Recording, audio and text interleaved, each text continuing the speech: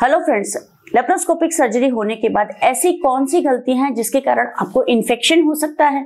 मैं doctor Sushila Saini, gynaecologist and obstetrician, आज आपको लेप्रोस्कोपिक सर्जरी के बाद रखने वाली सावधानियों के बारे में बताने जा रही हूँ, जिससे कि आपको इन्फेक्शन ना हो, आपकी रिकवरी फास्ट हो और आप जल्दी से काम पर वापस जा सके। सबसे पहली गलती जो आप लोग करते हैं कि आपको लगता है कि टांके के ऊपर जो पट्टी लगी है वो गीली नहीं होनी चाहिए, और गीली होने के कारण या टांके भीगने के कारण इन्फेक्शन हो जाता है और इस चक्कर में आप नहाते नहीं हैं। तो जब आप नहाते नहीं है, अपनी बॉडी को साफ नहीं रखते हैं, तो आपके शरीर में मैल जमा हो जाता है या कीटाणु जमा हो जाते हैं, जो कि इन्फेक्शन का बहुत बड़ा कारण है। तो जब भी आपकी सर्जरी होती है तो आपकी जो ड्रेसिंग लगाई जाती है वो वाटरप्रूफ होती है।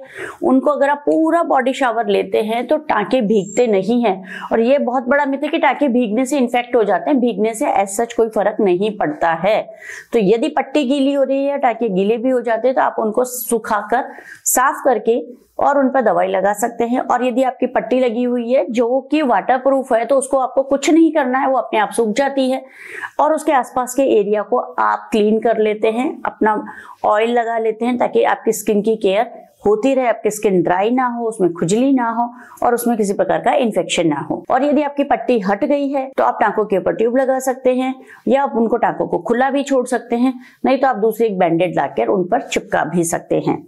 दूसरा इंपॉर्टेंट बात कि लोग जनरली बहुत जल्दी कपड़े नहीं बदलते। उन्हें लगता है कि कपड़े बदलने से उनका टांकों पर इफेक्ट पड़ जाएगा, या टांके खराब हो जाएंगे, या रगड़क लगेगी, या दर्द होगा।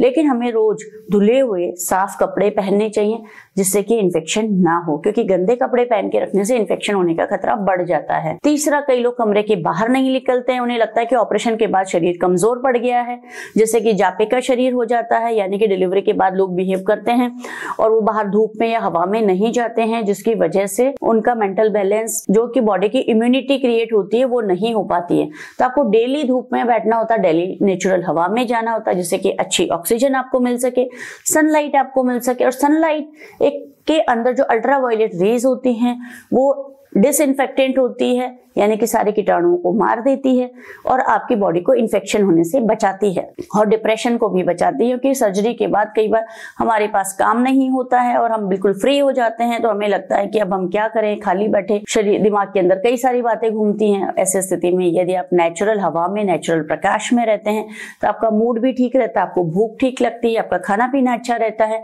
और आपका स्वास्थ्य अच्छा रहता है, और इन्फेक्शन के चांसेस कम हो जाते हैं। क्योंकि जब भी हमारी इम्यूनिटी डाउन होगी तो इन्फेक्शन के चांसेस बढ़ जाते हैं। तो यदि आप ऑपरेशन के बाद पूरी हरी सब्जियां खाते हैं, फ्रूट्स खाते हैं, ड्राई फ्रूट्स खाते हैं, दूध, दही, छाछ और पनीर खाते हैं, और मिक्स डाइट लेते हैं, यानी कि रोज खाना बदल कर लेते हैं, और मिक्स डाइट को अपनी डाइट में मॉर्निंग टू इवनिंग के शेड्यूल में शामिल कर लेते हैं, तो आपको मिनरल्स और विटामिन्स की कमी कभी नहीं होगी। हीलिंग आपकी प्रॉपर होगी, कभी हीलिंग आपकी इफेक्ट नहीं होगी, और आपकी इम्यूनिटी स्ट्रांग बनी रहेगी और आपको इन्फेक्शन बिल्कुल नहीं होगा।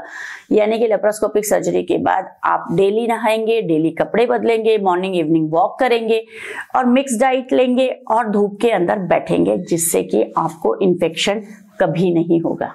Thank you.